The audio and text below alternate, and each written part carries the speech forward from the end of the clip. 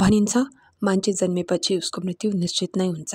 अर्थात् no one is immortal in this world but do you know some cells are really immortal or they can survive even after one's death. Welcome to the episode 1 of What's the Science Behind series, where we will explore the science behind various biological and scientific phenomena.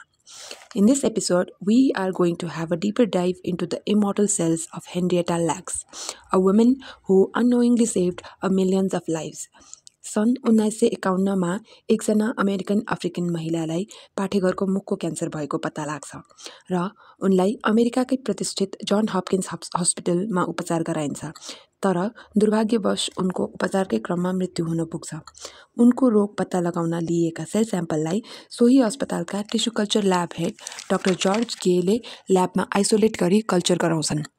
Culture result भने surprisingly normal सेल्सको जस्तो भने पक्कै थिएन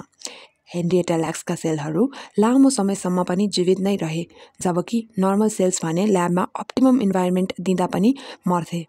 यिनै अमर कोषहरूलाई आजको दिनमा हामी हेला सेल्स भनेर चिन्छौँ अहिले यी सेल्स 73 वर्ष पुगे आजको दिनमा पनि मृत हेनरिएटा ल्याक्सका सर्भाइकल क्यान्सरस सेलहरूलाई साइन्टिस्टहरूले ल्याबमा पसाजिङका माध्यमबाट जीवित राखी 75,000 भन्दा बढी रिसर्च र स्टडिजहरूमा प्रयोग गरिँदै आइरहेको छ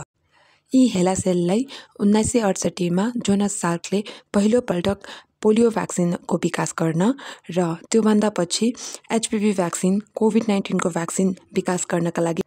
रेडिएसन अर्थात् विकिरण र नयाँ बनेका औषधिहरूले ह्युमन सेल्समा कस्तो खाले असर गर्छ भन्ने अध्ययनका साथै केमोथेरापी र रेडिएसन थेरापीले क्यान्सर सेल्सलाई कसरी उपचार गर्न सकिन्छ भन्ने कुराको अध्ययन गर्नका लागि पनि हेला सेल्सको प्रयोग हुँदै आइरहेको छ साथै ब्लड क्यान्सर र एचआइभी एड्सहरूको बारेमा अध्ययन गर्नका लागि पनि यी सेल्सको व्यापक प्रयोग भइरहेको छ भने आउटर स्पेसमा जिरो ग्राभिटीका कारणले मानवीय कोषमा पर्ने असरको अध्ययनको लागि पनि यी सेलको प्रयोग भइरहेको छ